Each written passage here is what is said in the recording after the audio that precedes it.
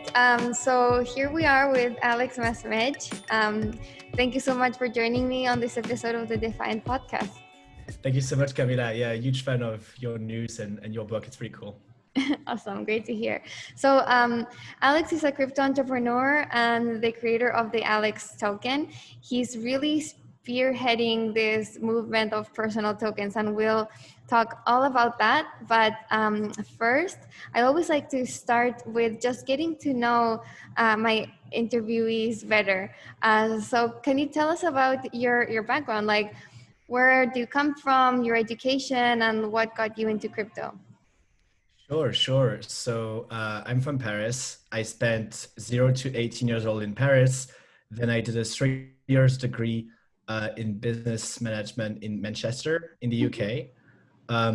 Didn't interest me too much. And so this is why after 3 years, I decided that the best thing I should do in my life is to be a technology entrepreneur and doing venture scale startups. And I tried just after that doing 3D printing, a 3D printing platform. Didn't really work out. And then I kind of connect with people. I create like a fellowship of young entrepreneurs, and we start looking at what are the biggest technological breakthrough that will happen this decade, and some with low barriers to entry, because like as a young person, it's really hard to get into it's really hard to get into augmented reality or virtual reality because you have to raise billions of dollars. And so I needed a technology that's an open field that's still unexplored where I could influence. And I chose crypto. And after briefly seeing 2017, I saw the start of the bull market, and it really fascinated me, but didn't do much until mid 2019. Okay. Where I just started tweeting about crypto. I'm in San Francisco at the time because I was learning computer science briefly, but I dropped out really quickly, and I'm not the best coder. And basically, I just tweet because like the week later, that was mid-July, like just 1 year ago, there was Berlin Blockchain Week, and I tweeted, if I had unlimited funds, I would love to go to Berlin. And an unknown person called Peter Pan wires me the funds straight away. Way. And I just had talked to him once in my life, and this tweet completely changed my career trajectory. And so I meet Meta Cartel, and so Meta Cartel is like my family in the space. And there's also Cooper and Yellow and other people that were born of this kind of ecosystem. And so from there, like the rest is like the few projects I've done in the space in the past year. I've co-founded Marketing DAO, which is a DAO for marketing Ethereum. Then I co-founded Rocket, which uses NFT as collateral for loans. And more recently, I created the token Alex. And so I think the common theme of what I've done in the past year and a half in crypto is that I am trying all the different applications possible on Ethereum. Okay. So I see 4 primitives: NFT, DAO, DeFi, and personal tokens. And I've done all 4 so far. And I'm really enjoying seeing all the combinations possible. So yeah, I ventured a lot, and now onto venture scale startups, and like going back to my roots of I want to be a founder. Now that I've explored a lot, it's time for me to move further with startups. Okay, well, what an interesting story. And I just want to pause on just, this crazy idea of tweeting something out and like one community member out of like nowhere sending you funds, and just this interesting, community of young entrepreneurs and developers distributed all over, kind of coalescing with Meta Cartel. Can you describe more on that movement? Like, what are you guys working on? Is it like an organized group, or do you just like help each other out with the specific projects? Because I love this idea of like young Ethereans kind of like trying things out, building things, breaking things. Yeah, totally. So this is true because usually when you start into an industry, you go to the biggest companies. And in crypto, that path does exist. So if you start at Coinbase or Consensus, it's a common way of getting to the space and having a great network and things. But for the few outliers that do not fit the boxes. So like, I'm not the best coder. I'm not sure I am employable. Now I am a bit more and I'm getting job offers. But like before at the time, like nobody knew me. Like I had no skills that would work and I was just super passionate. And Peter Pan has a thesis of really betting on people. And the movement that he created from a working group in meta transactions, which is like an Ethereum like technological problem that was like that is being solved right now. He made a group of just people wanted to fund small projects and betting on people on a philanthropic basis with a Moloch DAO. And so Meta Cartel basically invests a few $1,000s in startups.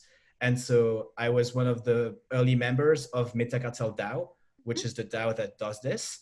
And now Meta Cartel is a venture fund DAO, and it's really impressive. And Peter Pan is just like a really impressive person, and super grateful for his help so early on in my short career in Ethereum.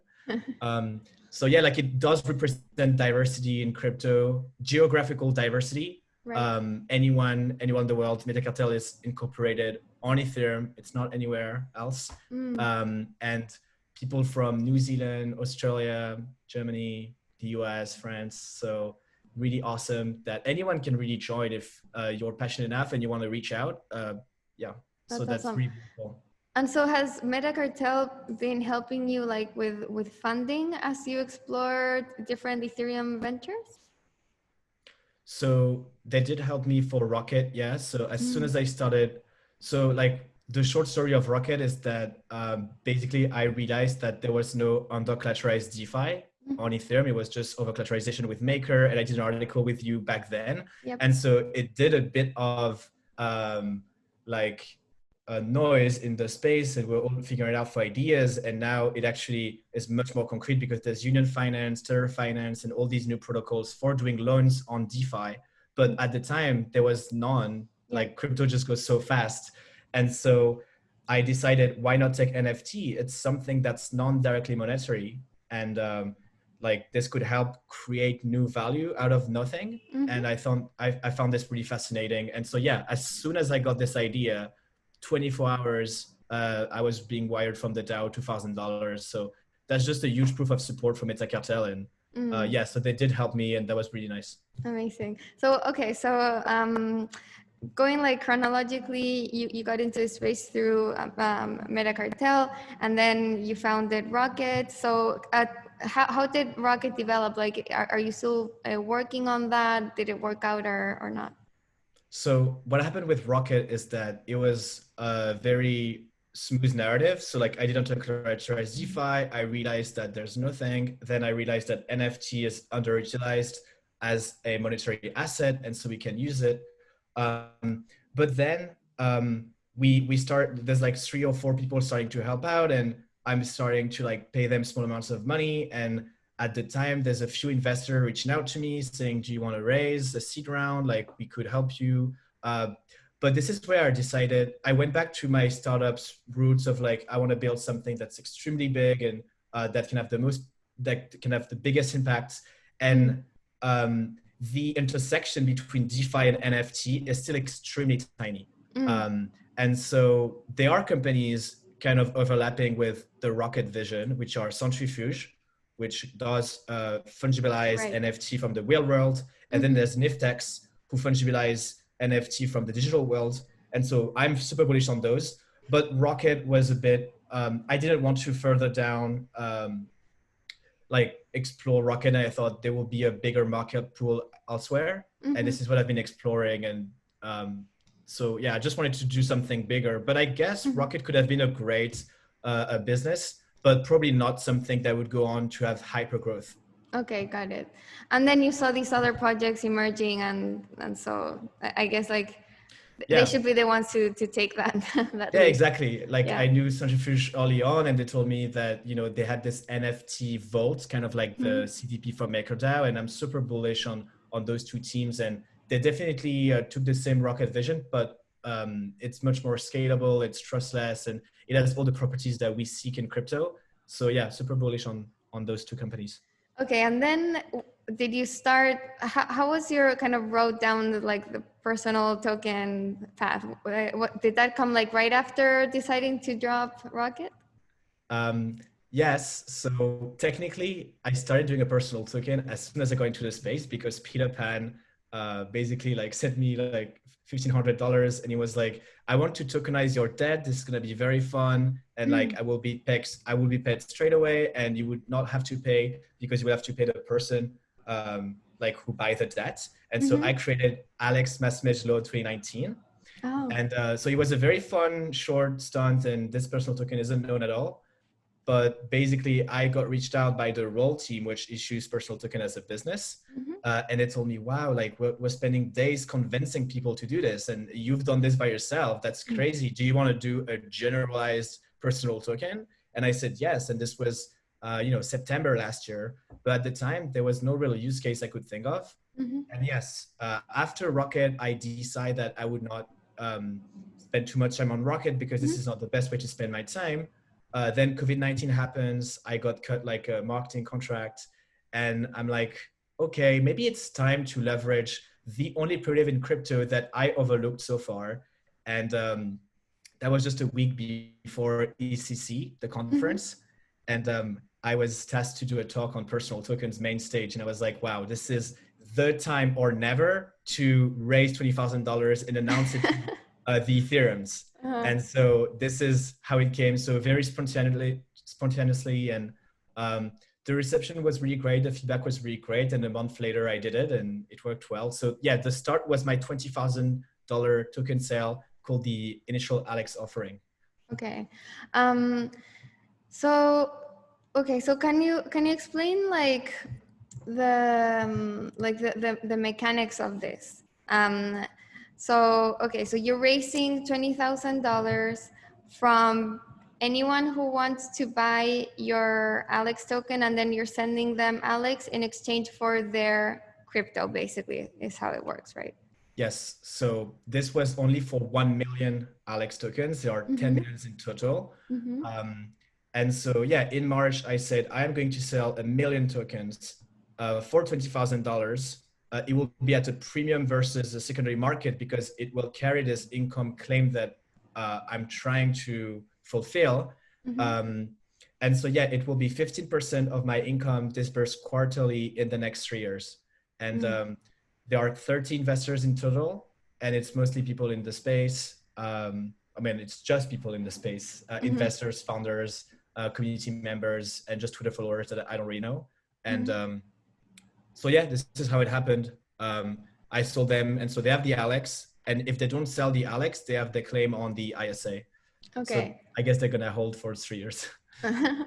Okay, so only the people who bought Alex tokens from that primary sale are the ones, like the 30 initial investors. Yes. They're the ones who can have the claim to your future income, not just anyone who buys Alex on Uniswap. Yes, exactly correct. Yeah, if you buy Alex on Uniswap, you have access to all the experiments that I can expand on, and I've done many, but you don't have a token, you don't have an income claim, no. Okay, and how is that income claim, is there a contract? How do you verify the investors? So I had like a Google form to get everyone's detail, name and things. And so I guess technically I could KYC them, like I know who they are as people.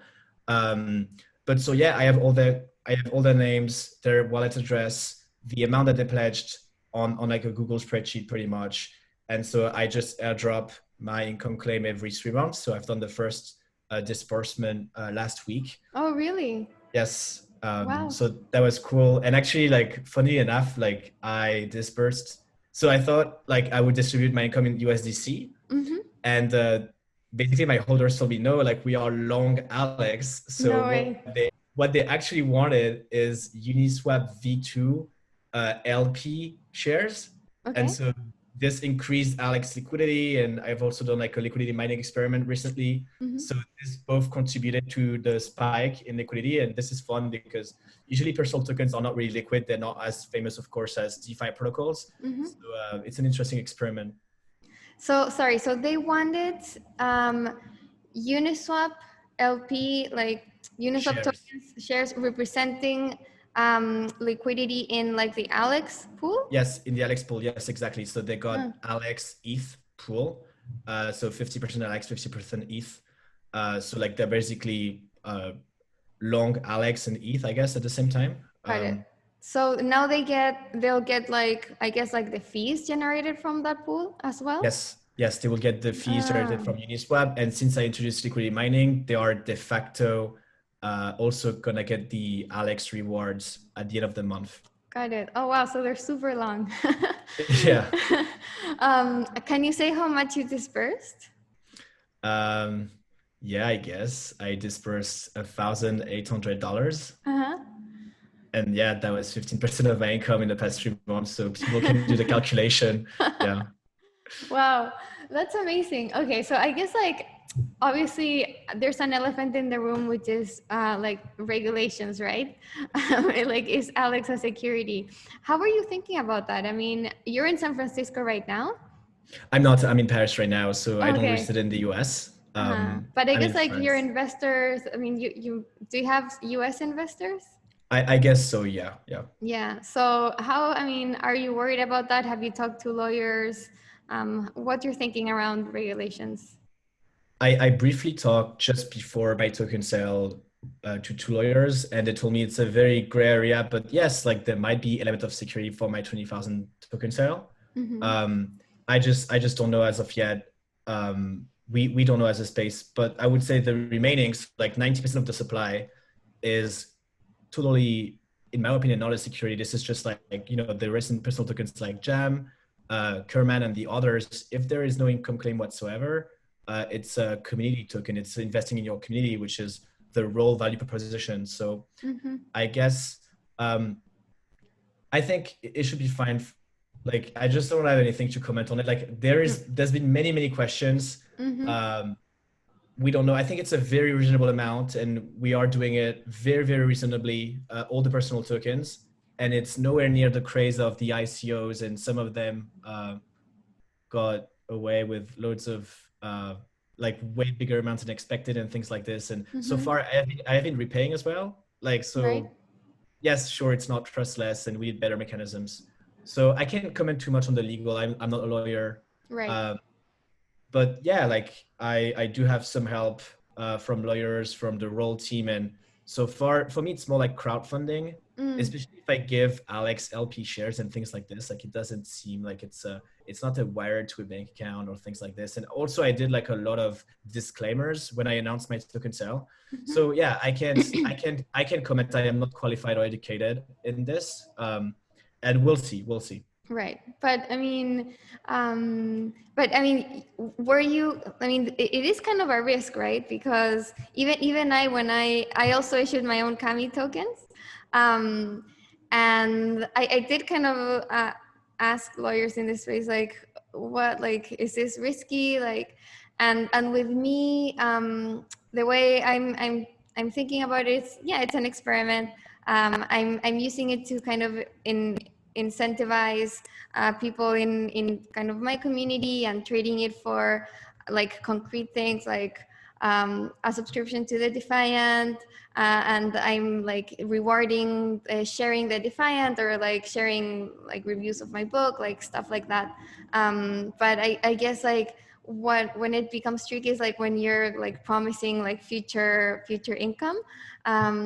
But yeah, I guess like if nobody's complaining, like if your investors are fine, maybe that will protect you. But yeah, we'll see. And I think also one point is that I just did not expect this to work. When I did this in March, I thought, I'm just gonna try this. This is an experiment. I was in no mindset of convincing lawyers on and like paying lawyer fees that would be like a huge percentage of the token sale anyway. So yes, like if I was to do a platform around personal tokens, I would definitely look way further into this if I had to raise a way bigger amount. But I know that some people would say this is not an excuse, like, you are kind of bypassing the elephant in the room, etc. And we'll see. But it does seem to me that it is reasonable. Like, this was a risk that I'm willing to take. And sure. Okay. Okay. And then Tell us about all the experiments you've done with this, because it seems like you've tried absolutely everything. so I Yeah. guess like the first I heard about was your like vote on my life, Right. Yeah. right? Yeah. Yeah. Describe how that happened.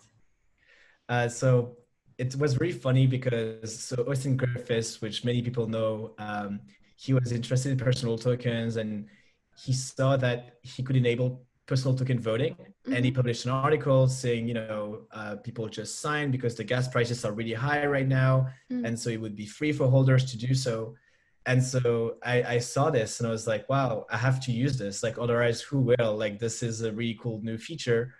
And I've kind of did a front end and web page in Mm-hmm. like a day, and I thought, what could people vote on? And it ended up being about. So at first it was like, what city should I move to? Because there's a lot of debate around San Francisco. People are saying this is not a good choice for my life, and so I thought I would kind of ride this kind of drama around the city, but with like this, I would not comply. I would still go to San Francisco anyway. So I probably should not do that. And so I did something very lightweight, which was my daily habit July, my daily July habit. And so there was 4 choices. One was stop eating red meat, living solely off Bitcoin, run 5 kilometers every day. And the fifth one is like wake up at 6 a.m. And I did this, and it was quite successful. It made some press, and I think it excited people and scared some because it sounds a bit like Black Mirror-ish scenario. And there was 1 million plus tokens who were signed, and there's 4 million roughly circulating supply. So the participation rate is 25%, which is much higher than some DAOs or protocols. Yeah. So I thought this was funny. I did this, so I did run 5 kilometers, and so the trust mechanism is that on Strava, like the running app, I just shared it to my permission Telegram group because I have an Alex Telegram group where like a bot is checking whether you have Alex or not, and so the holders could also verify that I was doing my running 5 times a week, which was pretty fun. I called it like control my life as like a cheeky headline, but of course, like I decided what I wanted. All is good. but this is kind of it brings light into what the actual utility of token voting with personal tokens can be, right? Because I think if you're promising kind like that token holders will have a participation of your future income, they might be able to vote and influence your decisions to maximize that income. Yes. Right? Yes. So I think maybe like starting out with this experiment where they voted on your running 5 kilometers a day do you think it could evolve into more meaningful decisions that can have like a bigger impact on like what income you make? So probably maybe that's a stretch, but definitely it helped me be healthy, I guess. And well, it was very lightweight and fun. Maybe in the future I would ask a question that would be directly helpful to my business or something like like what company should I partner with? If I have enough holders, maybe that's kind of like market research kind of embedded in my token, and so governance part could be really useful. But yeah, I think this is really awesome that people are incentivized. I think like family is genetic equity, and for me, like giving equity and like making a community and creating a community of people which are now incentivized to help me in life, that's really awesome. That's true. That's a good way to look at it. Like in general, most people, if they're like, if they have a good relationship with their family, they would ask their family and like closest friends about their like important life decisions, and they're incentivized to help you because they just genuinely care for you. But with tokens, you add incentive for people who don't know you to also make like better decisions, right? I mean, yeah, exactly. And also one thing is also decentralizing opportunities, like making opportunities like everywhere. And I think this is where Kerman and I really agree on, is that we are not from Silicon Valley. I have friends in Silicon Valley who are offered like $100,000 very early on in their career so that they can be super successful and they can directly work on the most impactful thing. But we don't really have this opportunity in Europe there's no Thiel fellowship in Europe, or it doesn't really scale this kind of fellowship of young people, entrepreneur, that just get money very early on in their lives. And so being able to do this is really amazing. Be able to raise even a small amount, like $20,000 is nothing compared to some startups, but it was kind of life-changing for me because I don't need to do any other job. I can directly focus on crypto and what I know best. And so this is really awesome also, not just for me, I'm just like the first anecdote of that primitive, but it would be awesome if anyone in the world could raise funds very easily that way. Yeah, I agree. And how is your initial plan of, because you raised $20,000 to create a startup in San Francisco. So how is that going? Like, when are you planning to move? Did you put that on hold because of coronavirus? So yeah, I did put that on hold, but yeah, I'm still going, I guess, Q1 2021. The $20,000 helped me pay the lawyer's fee because I'm doing a green card right now to immigrate in the United States. And just generally helps me in life. I don't think the $20,000 really are for my startup expenses. It's more for my living expenses during the next few months, making me like the most time to work on my new project. Okay, got it. And by the way, what visa are you applying to? So I'm applying for EB1, which is, so it's not a visa, it's a green card. It's like to go to be for really? life in the US. Okay. So that's like exceptional talent visa, green card, sorry. And I'm this is kind of fortunate because the Alex token experiment did me a lot of press and media. And so this could be used to convince, hopefully, that I am worthy of immigrating to the United States. Well, good luck. I'm also going through the process, and it's really painful. No way. Yeah. Awesome. Yeah, good luck to you. We can talk about that. But yeah. Anyways.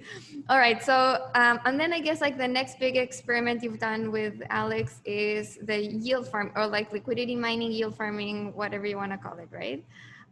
Yes. Okay. So that was like pretty recent. I really want to hear more about that. Sure. So, personal tokens and community tokens. So like Brian Flynn did with Jam, or Kerman did with his newsletter. All of those people and mine, like we of course are not liquid at all. And that's fine for the early hype. Same for Ivan Van Ness, who just tokenized himself for his newsletter. But then it's not really a short-term, it's not really a long-term value like prop that's sustainable.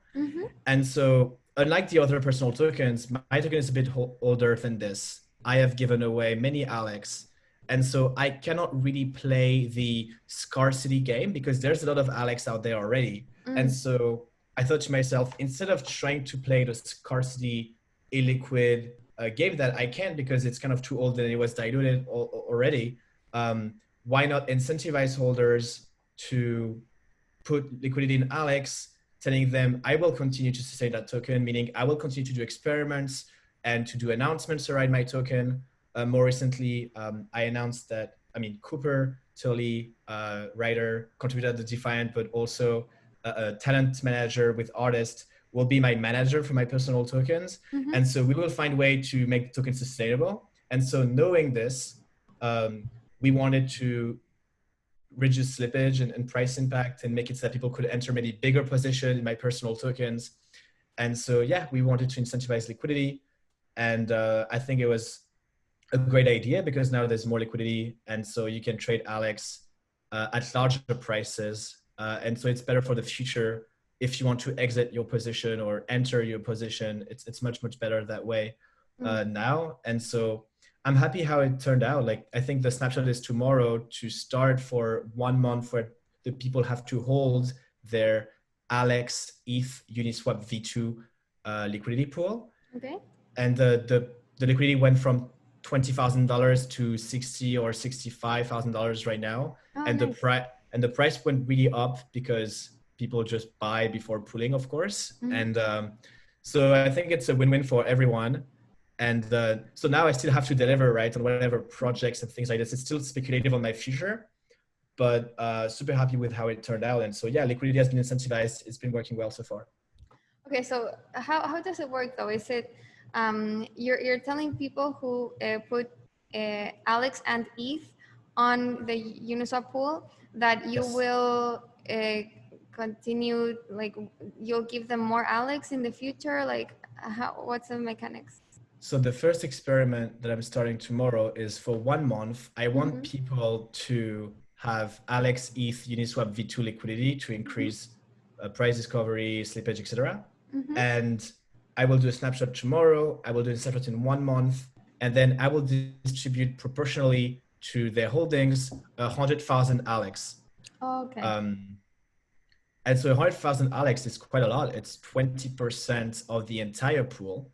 So this is great because Uniswap suffers from impermanent loss, meaning that Alex went up recently by quite a lot. And so it was really important for them to cover the loss of Alex due to people buying Alex with ETH. Yeah, so I think it's an awesome way because liquidity is a hard problem. If it's too liquid, the price will go down. And so if I incentivize, people will put more liquidity, maybe impermanent loss will occur and they will lose some Alex, but I'm giving Alex back. And so what will happen in 1 month, hopefully, is that there's more liquidity, the price went up, and pretty much it's a win-win for everyone involved. What's your view on, now that you're doing liquidity mining yourself for your own token, what do you think that about this system potentially just driving speculation for the sake of it? You know, just people holding Alex because they know you're doing this incentive and not because they're actually bullish on the token itself. So what's the risk of that happening? And if that's happening, like how sustainable are incentives like this? Yes, so this is very true. Aligning incentives is much harder than like people say theoretically, or even I would say theoretically. And so I think I think if I deliver a startup, if I'm a successful entrepreneur, this should drive the token price forward because they will believe that my experiments will go well and there will be more people participating. And so actually, like, one trick here is that maybe people do not necessarily want me to become successful in life. They just want me to become popular, and that might not be the same outcome. And so, yeah, I agree. Maybe there's going to be a little incentive misalignment. And so this is why I think the personal token agency by Cooper is going to be a great idea, because what happened in the past few months is that I've been trying to focus on doing a new startup, but I've been a little bit distracted by my token Alex because I want to sustain the holders, make them happy and not feel like I just left the project, etc. And so knowing that now someone will like take care more about sustaining the experiments will be better, I think, for my long-term future. And so, yeah, they can come for the speculation. I think that is the goal of yield farming. But yes, yield farming is not sustainable if there's no product market fit at the start. And so if I do not fulfill my ambition of being a successful founder or entrepreneur, and if I don't engage with the Alex tokens anymore, it's probably going to I guess, decrease in price if my perceived community reputation decreases in the future. We'll see, but yeah, for now it's reasonable amounts. I think maybe I'll put it out on Twitter when I think that that this is going a bit crazy, like the "Have we earned it?" Vitalik tweet in 2017. So maybe I'll do that. But for now, I guess the valuations of personal tokens are really reasonable. Yeah, but it's starting to speculate a little bit now because of the bull market. But for me, it's more like the macro trend of the bull market rather than just my specific case. Everyone is speculating right now. True.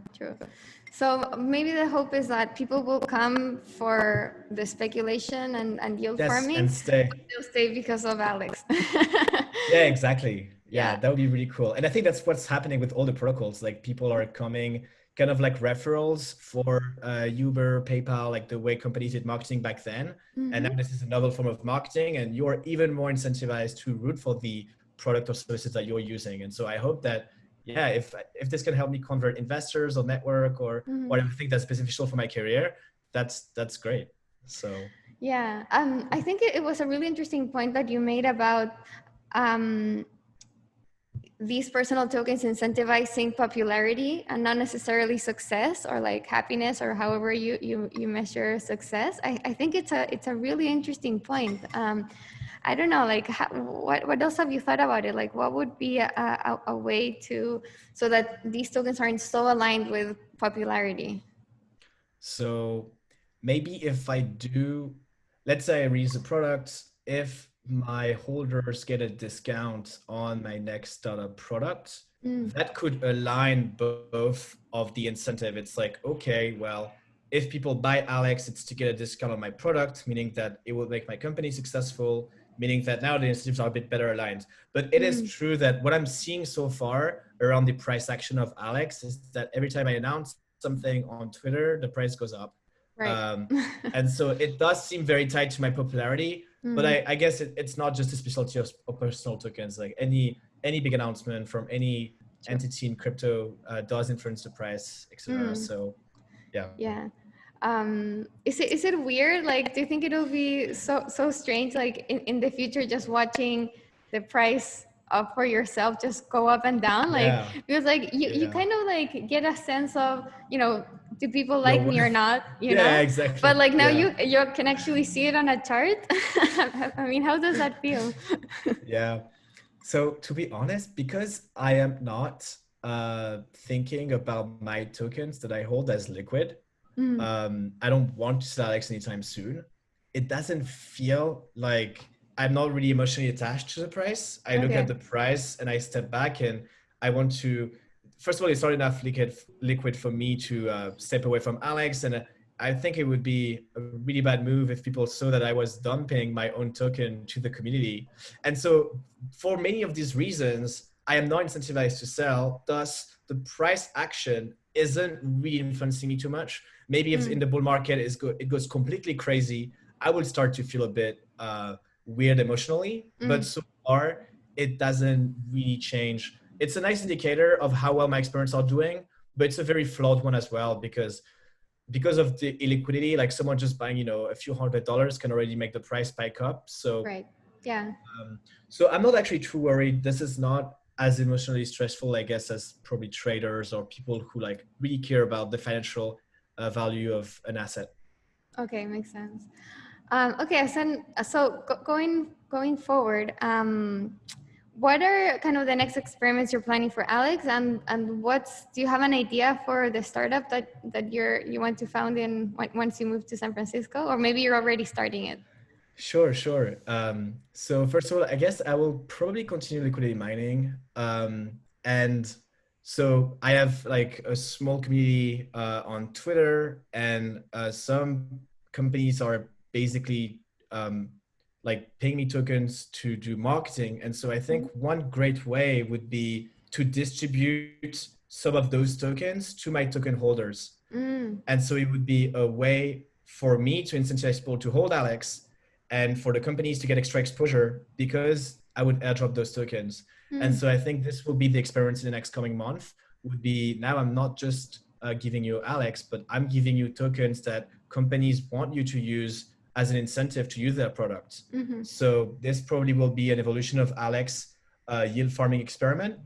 And so that's for this, and I'm not sure about the experiments going forward, but you know, there's countless ideas. And as you said, I'm kind of trying to do everything. So if there's a trend, so I find interesting.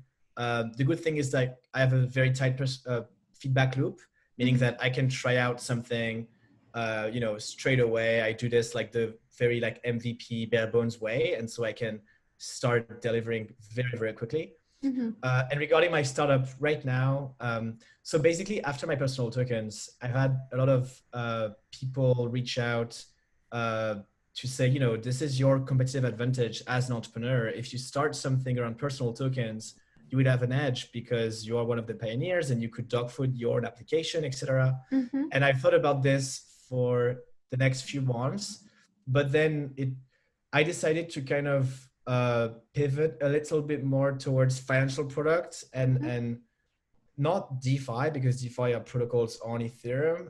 but I would probably use DeFi to build banking services for consumers. Like my passion is really consumers, and building a consumer product. And so right now I'm in early stages of building a DeFi first neobank.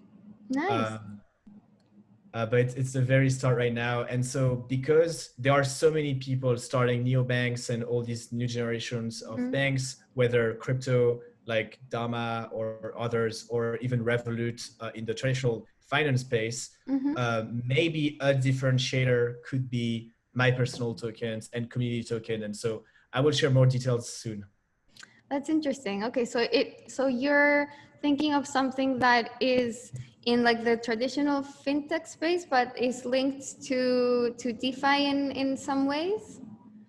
Yes, probably will be a DeFi. It'll probably be a DeFi startup, and there might be I'm kind of revealing a lot right now, but whatever. And so yeah, it probably will be also like a debit card or a way for people to spend their money in the legacy world, but using the DeFi. And it's not a new idea. This Bitcoin is doing this for years now. But I think I can add a twist to it. Interesting. Yeah, maybe like spending your personal tokens or something. Yeah, that would be cool. Yeah. Yeah, no, I'm definitely looking forward to seeing what you come up with. Thank you. Thank you. And I mean, about San Francisco, I'm also wondering why you're like so keen on moving there. Oh, so I am born in Paris, and I've discussed this a lot with entrepreneurs and founders and investors in Paris, and it's really hard to find talent to build venture scale companies in Paris and in France in general. And so I feel like I probably would need to move. And I know the argument is, but remote work is booming and you don't need anything and you can be a digital nomad or whatever, but I don't really buy this for a co-founding team. And so, yeah, the short story is that in San Francisco, in the Bay Area, there are more capital and talents there. And yes, we said that crypto is decentralized and, can be started from anywhere in the world. But if we look at, the two biggest protocols, Maker and Compound, they were funded by Anderson Horowitz.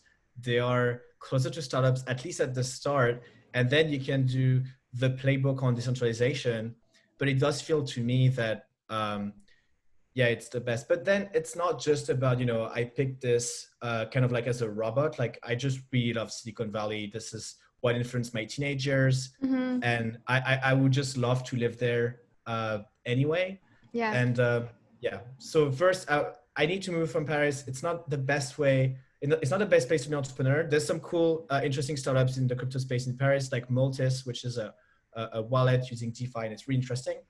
But I feel like I want to move, and I don't know. I just like traveling. It's not a diss on France or Europe. It's just I really love this place. It happens to be a great place for startups and technology, and that's even better. And I have lots of people there that I know, which are really cool. So I just really want to move there. Yeah, no, makes sense. No, I was just curious because I also had kind of this same debate with myself. Like, is it still worth living in New York or not? Like, I'm also, I'm thinking of the Defiant also as a startup. So same thing. Like I keep like coming to the decision to stay here because of the networks and talent and all of that. Yeah, so, and New York is awesome for, I guess, journalism, finance. Yeah. So it seems like the best place for you to be. Yeah, it's a good fit. Great. Okay, so I just want to get your opinion and views on DeFi in like broadly. Where do you see the space going? I think right now, the yield farming experiment, as it was said, I think on Token Daily by Suna Amaz or other people, is probably the circulation of existing money. So we are just recycling the same DeFi money. But a great counter argument, though, is that it's not just dogfooding in the space, because these numbers that are going really up are attracting outside bubbles of the Ethereum community. And so we are progressively going to be with retail investors, traditional investors, hedge funds, family offices. And so the trend that we're seeing right now is going to attract a lot of funding. And if this goes like 2017, it's going to be a lot of more talents, a lot more startups, a lot more jobs created, and the community will just grow. And also, it does feel like this trend is much, much healthier than the ICO boom. Yeah, I agree. We all agree on this because it's not paying for a service in a coin, it's using a service and getting a coin. And so it's much better because it does incentivize people using crypto products. And this is what we need the most, I think. So I'm super bullish on the next 12 months of the crypto space and super happy that this is happening. Yeah, same here. No, I agree. Covering ICOs back in 2017 and covering this space now, it's nothing like it was back then. It's a lot like grounded in reality and not just hype. And what about kind of the future of personal tokens? Like, I don't know, like 20 years from now, or like, I don't know, 10 years from now, let's say, because who knows, but like, how do you see that space evolving? So for me, there's two different kinds of personal tokens. So one is for the utility aspects. So maybe like your Cami use, which is like subsidizing maybe DeFi and subscriptions, or maybe a discount in your book, or getting some exclusive perks from your community. But that is not investment as a speculation or like a sole monetary asset. And so this is what Zora and Foundation are doing. And this is a really awesome experiment. And I think it will scale because we're seeing the emergence of the passion economy, where people want to be newsletter writers or they want to do their own podcasts, and all these kind of new contents are really booming right now. And so they will need better monetization schemes because right now it's really hard to monetize. So the first utility part, I think, is going to be huge for the passion economy and creators. And then the other one, which is also very interesting, is maybe the future of CoinList or Y Combinator, which is, okay, now this is a security.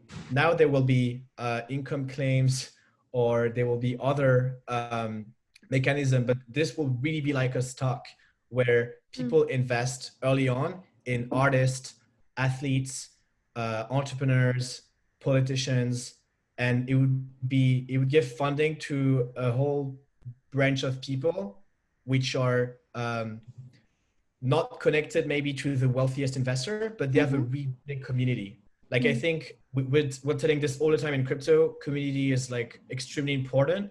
And I think this will be even more true in the future. Like even at my scale, I don't have a really big community, but the monetization that I've accomplished with my token is enormous compared to my community.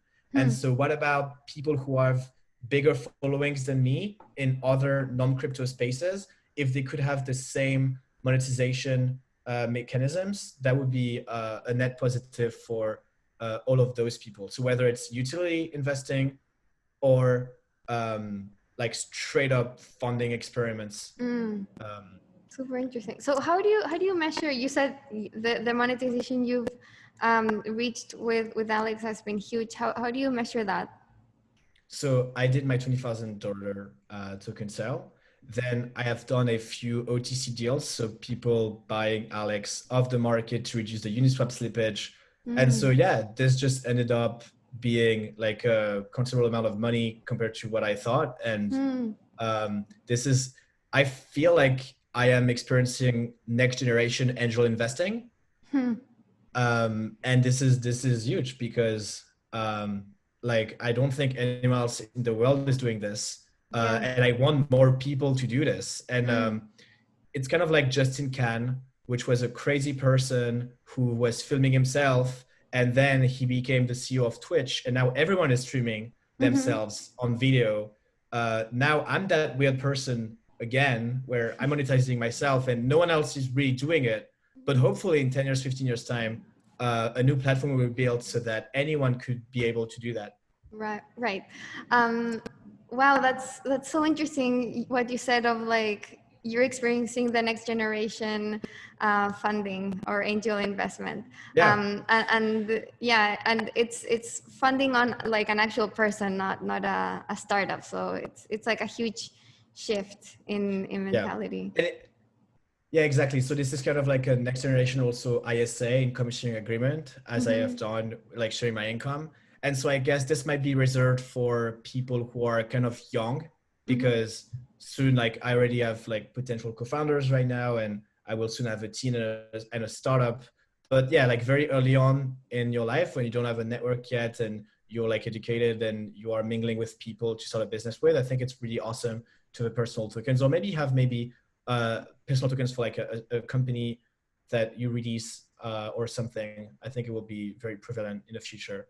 And so, yeah, maybe not for people with teams, but usually creators are like a one person team, like, you know, Camila Russo, like you are the head of the Defiant and the writers. Like it makes sense that you have a token for yourself, for instance. Yeah, no, it's so interesting. And so just, you know, to clarify, why do you think these tokens are better than just straight up like cash? I mean, why is that different? Right. So I would have not been able to raise my $20,000 token sale if it wasn't in crypto, because I had people invest in so many different countries in a very short period of time. So it was faster, it was cheaper.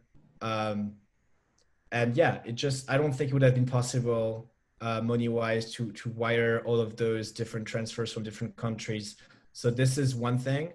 And so, yeah, I cannot say the trustless aspect much because as many people noted, like I can still technically run away with the cash. There is no mechanism stopping me from this.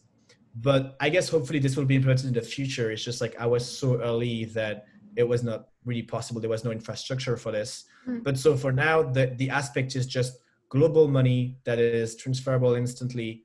And that's already a huge win because I've spoken to this person who wants to tokenize themselves, and but they didn't know about crypto, and neither did their audience.